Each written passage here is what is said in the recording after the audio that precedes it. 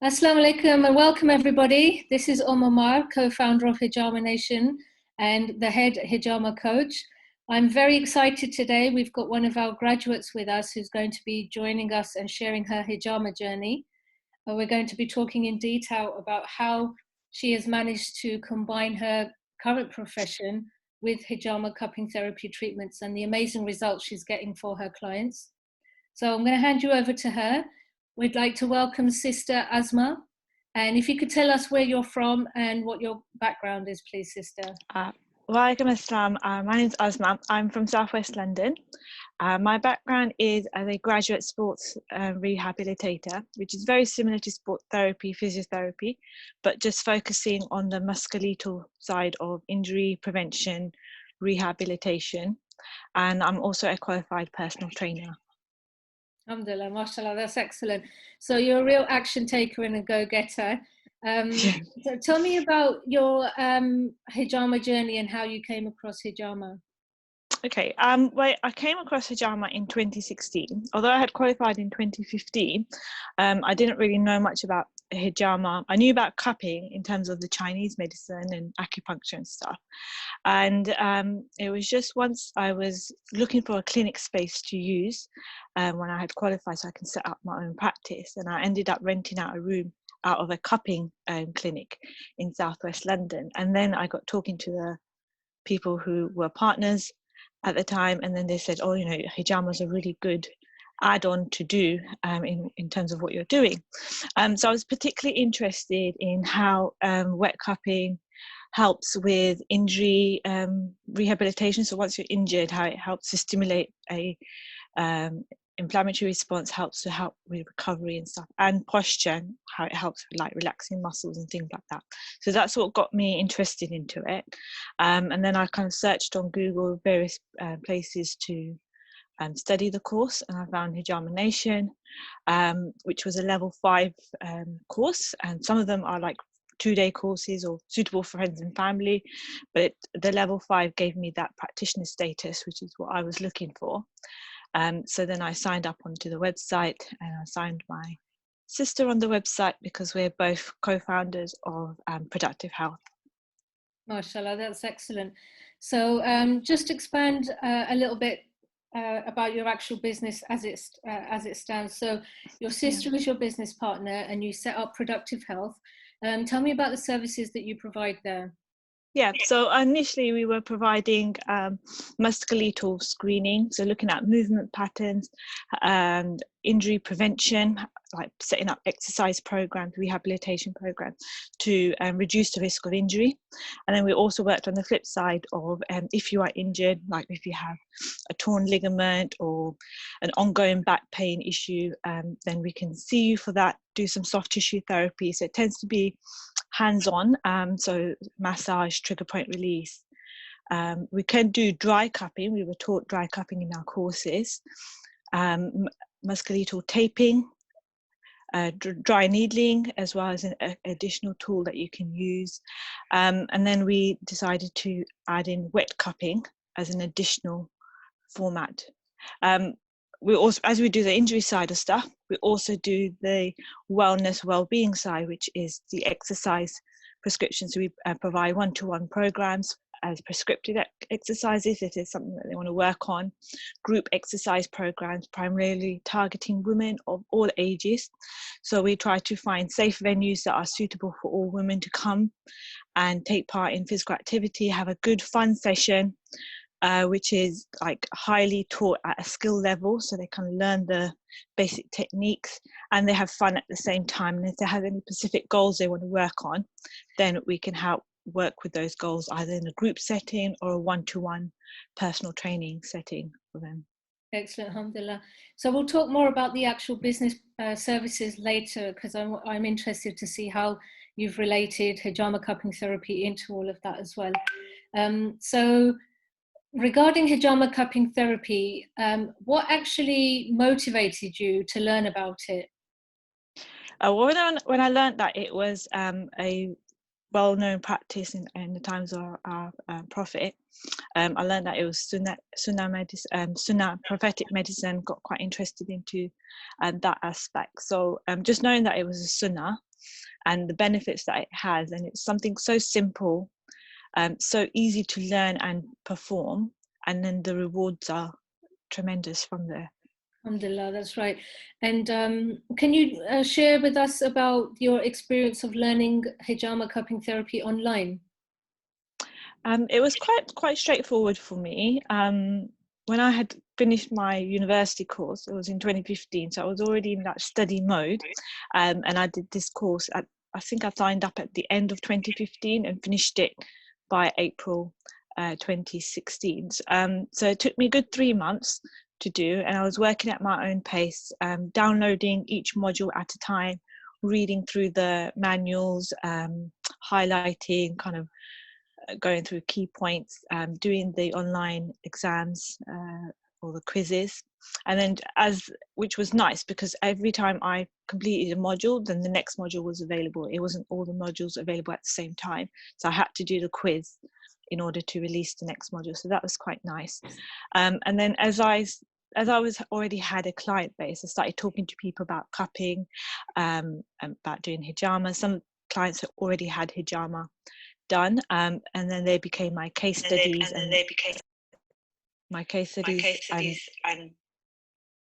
various. You okay? Yeah. Sorry, it's echoing. Oh, okay. It was fine on my side. Okay, that's fine. It's fine now. Yeah, so various clients had hijama done for different reasons, and that kind of got me even more interested. And as I started learning about throughout the different modules and why you'd use hijama, it became very interesting. And then when I started doing my case studies, it kind of put everything together. Excellent. And tell me about your practical experience. So you did your case studies. How did you find the practical training day? It was a long day, but it was very useful. I was very worried about doing the scratching with the blade, and that was my biggest fear. But alhamdulillah, at the end of the training day, I managed to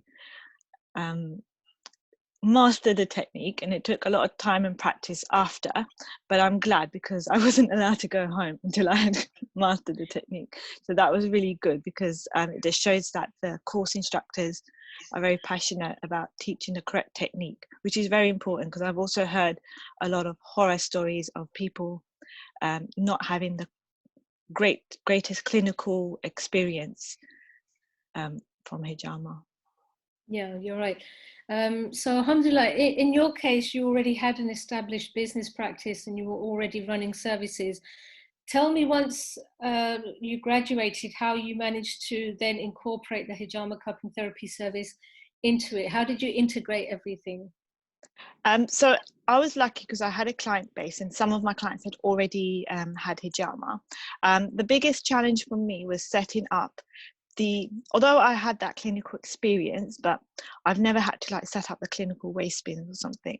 So that was a bit of a challenge, trying to get that into the clinic, getting the right space for it, the sharp spin and stuff. And it's just kind of looking around for the best contract options that are available for you. So that was the only challenge. But other than that, getting people, obviously I know about the cleaning and the hygiene. So that was okay. Alhamdulillah, that's good. And so now, do you have a steady hijama client base as well? Obviously, you've got clients for your fitness programs and also your muscular issue department, you could call, because you do have departments now technically. So how's your hijama business doing now? Regardless of lockdown, I know everything's moved online and things are difficult during lockdown, but generally speaking, what's your kind of client base like for hijama? Yeah, it's actually quite funny because I would have thought I'd had more musculoskeletal physiotherapy or therapy clients, but actually I do get a lot more clients wanting to have hijama, mainly because a lot of them know that it's a sunnah, and some of them that come to my exercise or our exercise classes or one-to-one, they actually have a lot of metabolic issues like high blood pressure, diabetes, poor lifestyle choices. So a lot of them are looking for a body cleanse, a deep cleanse, and it works really nice hand in hand, although I'm not a nutritionist, I can give some advice on healthy eating and well-being. So that kind of goes in hand, and doing the exercise changes or lifestyle changes, it kind of works all together. So I particularly get quite busy on the Pacific Sunnah days. I tend to take quite a few people at the same time, one person at a time. And the more people hear about it or experienced it, they recommend it to their friends and family. And then it just builds on from there when they have a positive experience. Yeah, alhamdulillah, and I'm sure they do. You know, you're so lovely anyway, and then very professional, so I'm sure they get an excellent experience for that. And that's so important, because that's how you get repeat customers, alhamdulillah. Yeah. So moving on to case studies. So I know you get a specific type of cases. Which one case stands out in your mind that has impacted you, even on a personal or an emotional level, where you've treated someone with hijama and you've seen almost a miracle or something that was really profound? Yeah, so I'm actually seeing a lot of clients who are female clients who are having fertility issues. And you know, for somebody who doesn't have a condition, for example, polycystic ovary syndrome, we take that system and that for for granted. We don't realize like the benefits that we have, you know, of being able to naturally conceive for children. So one particular client, she had her first child, she has polycystic ovary syndrome, had her first child through doing wet cupping, hijama, and then she started coming to my exercise classes, and then she told me about her experience of hijama, and that's kind of also got me into hijama a little bit more. And then she was my first case study. So it was 7 years. She was trying to have her second child, and she was struggling to have her child. She made her lifestyle changes, and she was already very good in, you know, eating well, keeping active and stuff. But obviously, she wasn't able to conceive for her second child. So we did like a 6-month plan, where I saw her once a month, and slowly started to see some changes into. She also had a underactive thyroid as well, so we started to see changes, and she started having a regular menstrual cycle. And then 6 months later, she told me that she was pregnant. So obviously we didn't do hijama during that period, but we kept in contact. And then the time went very, very quickly. Before I knew it, she had her second baby, and her baby's like almost 2 years old now. So that was a very nice experience to see. And there have been a few other clients who have been in the similar situations, but unfortunately, for whatever reason, they haven't been able to have their second, third child or whatever. Right. And I find that some of these cases can be related to metaphysical issues such as jinn, black magic, and evil eye. Have Yeah. you had any cases, have you come across any spiritual issues like this with your case studies? Not, well, I've never had an experience happen to me whilst I was doing hijama treatment. However, I have had clients who have said to me they've been to Iraqi and they've been told they have sihr on them, or you know, they put jinn possession, and I just say like that's fine.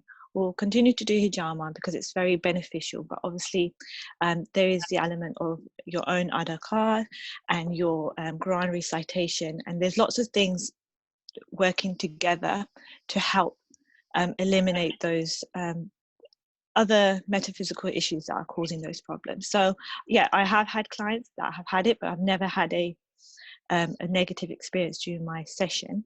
And alhamdulillah, I've had one client, she for 10 years she didn't know, and she was having lots of back pain, lots of issues, and then she's found out, and she's been having her ruqya done.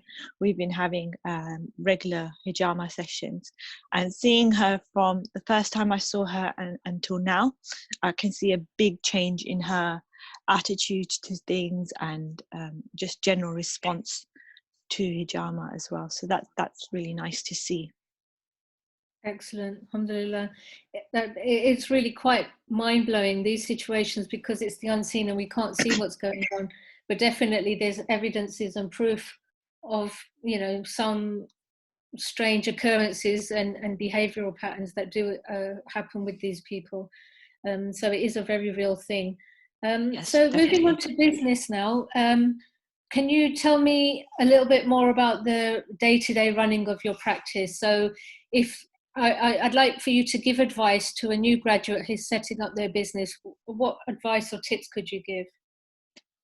So I obviously decided to run out of a clinic space so that it's separate from being at home, and I don't do home visits unless it's somebody that I know and I know they're going to really struggle to get to the clinic. So I have a nice clinic room set up, which has the bed, it has lots of space, a sink, which is very important to have. It has a trolley, so I can put all my stuff on a trolley. I always keep the hand sanitizer nearby, the cleaning wipes all nearby.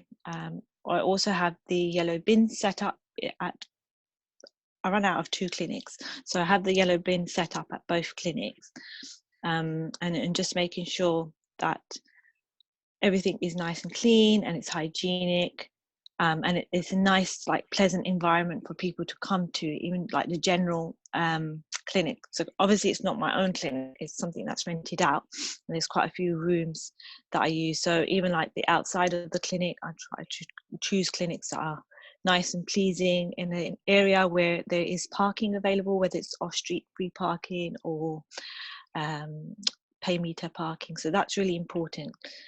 And somewhere like both of the clinics that we've chosen have been like in central locations, so a lot of people know about it. One clinic which I work out from is a very Asian community, so I do get a lot of people talking about it. It's near a masjid, it's near a Muslim school, so it's quite a good way to market or promote if you were handing out leaflets. Not that I've done that, all our business has been through word of mouth, it's just been talking to people. In my other clinic, which is in Kingston, I do get non-Muslim clients. A lot of them go for dry cupping first, and then some of them have tried wet cupping. So that's quite nice to see, because it's another way of showing people what Islam is about and, you know, the benefits of Islam, so people don't just see all the negative side of Islam.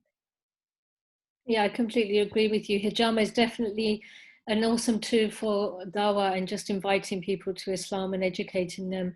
We've seen real miracle cases of it as well. So on a professional level, actually running the clinic, what are the things that you have to think about? So there's, for example, marketing, day-to-day running of the practice and admin side. Then there's the actual services and products. How do you decide on which services you're going to provide and how much you're going to charge? What's the best way for market research? So it's kind of looking around what similar services are provided in the area that you're working from, having a look at what they're charging. I know with like cupping or hijama, some people charge per cup, which I don't actually personally agree with, because I think I'm coming from a clinical background. Like when you go to see a doctor, you'll either have a 10-minute appointment with them or a 30-minute appointment, what have you. You know, they don't charge you per prescription or per movement technique that they do on you. So I think it's definitely important to charge per by the hour or 30 minutes. Obviously, your first session, it's very important to get a client history. Always do like the registration forms. And then so you get to find out a little bit about your client, get to find out about their lifestyle. So that's quite important. Again, just making sure that the clinic space is accessible for everyone, so it's suitable for everyone, even with like specific needs. So both of the clinics, like the one in Kingston, we have a room that you have to go down the steps, but obviously there are some people that might not be able to go down the steps, so we do have access to a room that is upstairs. The bed that you would use, I use a bed, I don't normally use a chair. It's really helpful if it's a bed that can change in terms of height. That makes it quite accessible for everyone from different backgrounds. So it's little things like that you might take for granted, but you know, for someone else coming to your clinic, it does make a big difference to them and to their experience as well. Yeah, I completely agree with you. And what are your future plans? Where do you see yourself growing and expanding? Because I know since you since you graduated from uni, then you did your hijama, you've got Pilates under your belt, obviously your personal training and a few other services. You know, what is this desire in you to keep educating or self-development or growing, and how will Yeah. that relate? How will that reflect in your business, inshallah? Yeah.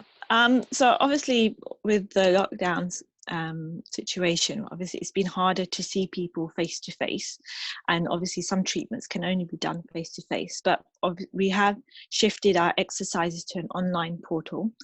So that's been a really big change, challenges in its own ways, but definitely moving forward, it's something that I would like to continue offering services online, in particularly exercise classes, which is quite easy.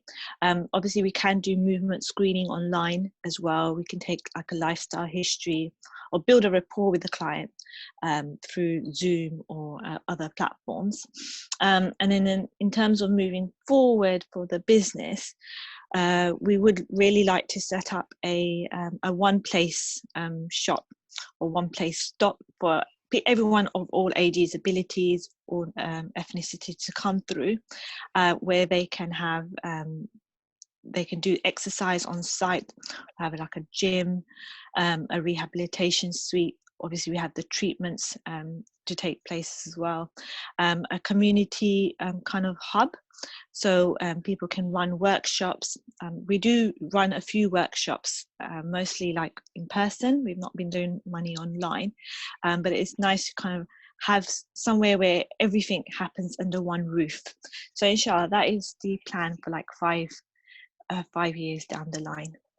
Inshallah, excellent. And may Allah put ease and barakah in that for you. And you know, I'm sure you will achieve it, because I know you're a total self-starter. So I'm sure you'll get there for sure, inshallah. Can you describe a little bit more about your treatment methods, that when you're combining, for example, muscular or skeletal issues, obviously with hijama cupping as well, but moving cupping, I know, because that's a very deep tissue intensive massage. What kind of techniques do you use? How do you combine your sessions? Yeah, so a typical session, like we get a lot of clients that are back pain, lower back pain issues, or neck pain. So a lot of people have their tightness in their upper traps. So in my typical session, where I combine both practices together, obviously do an assessment on them. I will start off with a little bit of hand massage just to warm up the area. And then I would start with dry cupping or massage cupping, which is quite nice because it helps to break down the tight tissue quicker. And then I can go in with my hands and work a little bit more deeper into the body system, and then kind of adding in exercise or strengthening exercises to that session. If they're happy with wet cupping, sometimes I will do wet cupping at the end of their after we finish the massage cupping, if they're happy with it. If they're not, then we just stick with the dry cupping aspect. Some people, like I had one client yesterday, she came in for she just wanted dry cupping or massage cupping, but we also did some dry needling on her leg. So did some treatment on her back, and she had knee problems, so we did some dry needling on her leg as well. So that was another way of combining different treatment tools. Sometimes if I do just dry cupping, helps to relax the muscles. I want to retrain their muscles in order to build up the strength, kind of retrain their posture. So I use myofascial taping in addition, so that will be applied at the end. So it helps for them to, gives them like a proprioceptive feedback. If they're, for example, in their shoulders, they're quite round shouldered, the tape will kind of will crinkle up, so it will kind of remind them that they need to bring their shoulders back so the tape sits more comfortably. So that's another technique that we would use in combination with cupping and soft tissue therapy. Awesome, sounds so exciting. And what are the most common cases that you usually see with your clients that come to you? Like on an average, in an average week, what are the most typical cases you'll see? So typically from musculoskeletal side, like I said, it's back pain or neck pain issues. Occasionally like knee pain, osteoarthritis. And then from the wet cupping hijama side of stuff, a lot of them are either fertility or the type 2 diabetes or blood pressure, cholesterol. So they're trying to kind of manage their those conditions, making like holistic lifestyle changes. So yeah, kind of a mixture of people. Brilliant. So we've talked about business and all of the practical side. Let's talk about the emotional or spiritual side. Tell me how it makes you feel when you're treating these clients and you see good results. It's an amazing feeling when you do get positive results, whether it's from your first session or it's a few sessions down the line. Obviously, being a practitioner, you're also playing different multiple hats as well. You're not just doing the treatment. Sometimes you end up being their listening ear, which helps with their treatment as well, because some people have lots of social psychological factors that affect their condition. So sometimes you are a listening ear and you do hear lots of different stories or scenarios, which can be upsetting as well. But obviously it's really important to see the positive, and being a practitioner, you are their positive role model. You always want to be encouraging positivity. In terms of the spiritual side, so with all my Muslim clients, I will always add in the spiritual. So whether it's praying regularly, if they're not praying, reciting Quran regularly, doing daily adhkar, and then just taking kind of eating well, keeping well in terms of mental wellness as well. So exercise is a really good tool for that. So I would always encourage people, even if it's just like 10 minutes walking, it's better than not doing anything, and that will have lots of positive effects on their mental wellness. Yeah, I agree with you. And Mahshallah, you're actually a coach, or you do personal training and so on. And what would your advice be to people who are students currently and they're stuck with their studies? I would say take one bit of studying at a time, so one day at a time. You don't need to do all the studying all in one go, and it's probably not beneficial to cram everything into your head. So it's better to work at your own pace, but do a little bit every day. So it's better not do anything for 3-4 weeks and then go back into it.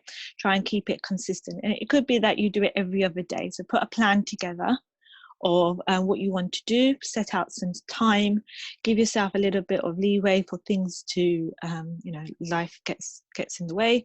So just make sure you're not too hard on yourself, and just because something's happened, that doesn't mean you don't do anything. Let's say, for example, you timed out an hour session and something's happened, it's eaten into half an hour of your time. It's still better to do 20 minutes or 30 minutes, what have you, rather than not doing anything at all. So it's that consistency and small steps. And it's fine, everyone works differently at different paces. It's fine to do small baby steps, whereas for some people it's easier for them to put everything all in, do it all in one go. If that works for you, fine. If it doesn't cause you stress, but if it's causing you stress, better to plan it, little baby steps, small consistency. Thank you so much. And Mashallah, you are a Muslim entrepreneur, you're a professional, you're well established, very empowered yourself, and also an inspirational role model to the community. No doubt, I know you and your sister do a lot of outreach work, and you're really, really supportive to the community, and that's just awesome. And I make dua that Allah continues to put barakah in your work. What advice would you give to other Muslim entrepreneurs who are venturing out now? They're either studying with us right now, or they're just stepping out into the business world with establishing their business. What advice would you give them? I think it's really important to create connections and networks, and go to lots of places where there are people, and talk about what you do. And if you're newly starting out, I can understand that it can be quite daunting if you're quite a shy person, quiet person. that can be quite daunting as well. But it's getting yourself out there, talking to people about what you've done, talking to them about hijama, cupping, and then slowly you build your client base that way. And if you give someone a positive experience, they will tell their friends and family about it. Like one of my clients that I've been seeing on a regular basis, she told her cousin who had the treatment, and the cousin told her own mother, and then the mother told her sister, and I have a big family of people coming in for hijama. So it just takes one person, like a domino effect. So one positive experience kind of ripples down, and it goes to other people. Going to lots, obviously we're not having them at the moment, like community events that can be really beneficial, of meeting people, networking, and you might find something for yourself from those events. So they're never like a waste of time. Even though if you don't get business, you'll get something else out of it as well. Unfortunately, sometimes you do have to spend a little bit of money first in order to make money, so that's something that you'll have to be prepared to do. But obviously, don't go excessively spending lots and lots of money. I would recommend do it bit by bit and then slowly build yourself up. So like even when we first started, we were running a class out of a very small studio, but what was good about it, the person was very understanding in terms of Muslim women coming, and we could have the shutters down. It was a nice small space to use, and at that time I didn't even have a website, didn't have a business card set up, but I managed to get 6 people onto that exercise class, and that was through like WhatsApp groups.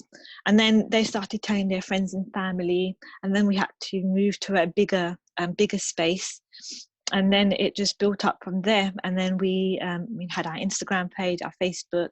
Our website took quite a while to put together, but then eventually we had that. We had already made the business cards with the website. The website wasn't live, but it was planning to get live. So sometimes you can't wait for everything to be perfect in order to launch yourself. Right. It's okay if it's not perfect.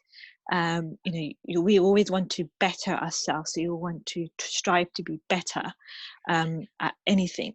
But we'll never ever be perfect, because only Allah is perfect. Absolutely, 100%, no doubt. Excellent advice, and that's what we teach our students as well. If you get stuck in perfection, you're never going to achieve anything. So that's what we keep trying to tell them.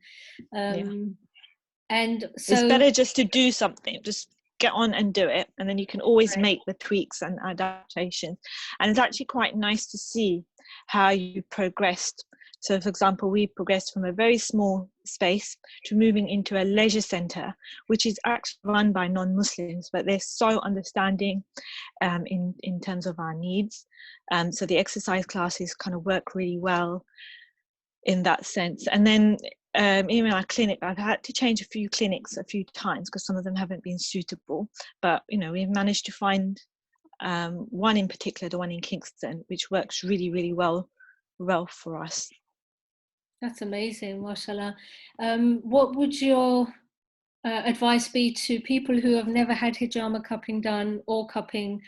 I would definitely try. Obviously, if you've had a massage, it's no different from having a massage. It might be a little bit more painful, but the benefits that you get are a lot more compared to a standard massage. You definitely feel the benefits of cupping very soon. So I would definitely recommend dry cupping to start off with, so you get an idea of how it is. And then I always start with my wet cupping. I always start a few wet cups on the first or second appointment, and then I will build up on it. I wouldn't go into 11 cups straight away on the first session, because I never know how someone's going to respond. So I always build them up as well. So so just kind of slowly get yourself exposed to cupping. Right, yeah.